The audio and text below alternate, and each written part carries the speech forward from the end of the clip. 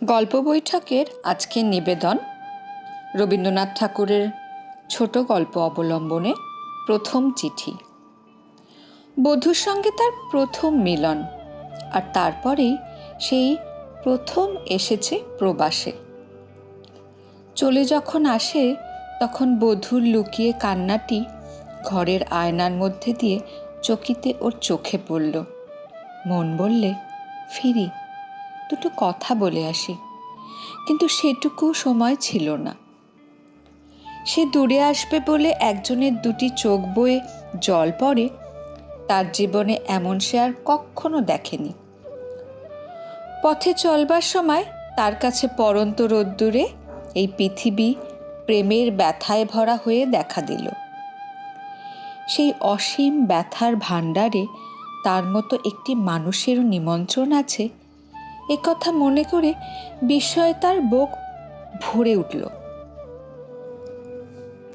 যেখানে সে কাজ করতে এসেছে সে পাহাড়। সেখানে দেবদারুর ছায়া বেয়ে বাঁকা পথ নীরব মিনতির মতো পাহাড়কে জড়িয়ে ধরে, আর ছোট ছোট ঝর্ণা কাকে যেন আড়ালে আড়ালে খুঁজে বেড়ায় লুকিয়ে চুরিয়ে। আয়নার মধ্যে যে ছবিটি দেখে এসেছিল, আজ প্রকৃতির মধ্যে প্রবাসী সেই ছবিরই আভাস দেখে, নববধূর গোপন ব্যাকুলতার ছবি। আজ দেশ থেকে তার স্ত্রীর প্রথম চিঠি এলো। লিখেছে, তুমি কবে ফিরে আসবে? এসো এসো, শীঘ্র এসো, তোমার দুটি পায়ে পড়ি। এই আসা যাওয়া সংসারে তারও চলে যাওয়া আর তারও ফিরে আসার যে এত দাম ছিল, এ কথা কে জানতো? এই দুটি আতুর চোখের চাউনির সামনে সে নিজেকে দাঁড় করিয়ে দেখলে আর তার মন বিস্ময়ে ভরে উঠল। ভোরবেলায় উঠে চিঠিখানি নিয়ে দেবদারুর ছায়ায় সেই বাঁকা পথ সে বেড়াতে বেরোলো।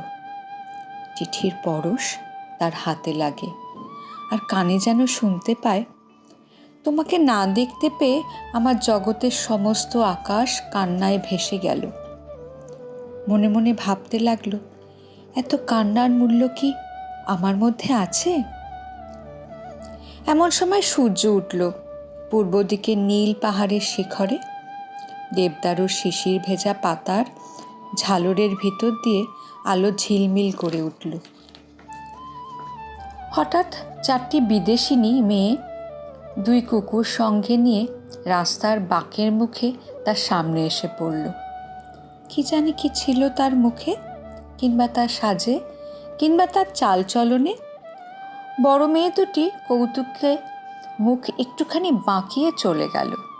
ছোট মেয়ে দুটি হাসি চাপবার চেষ্টা করলে চাপতে পারলেন না।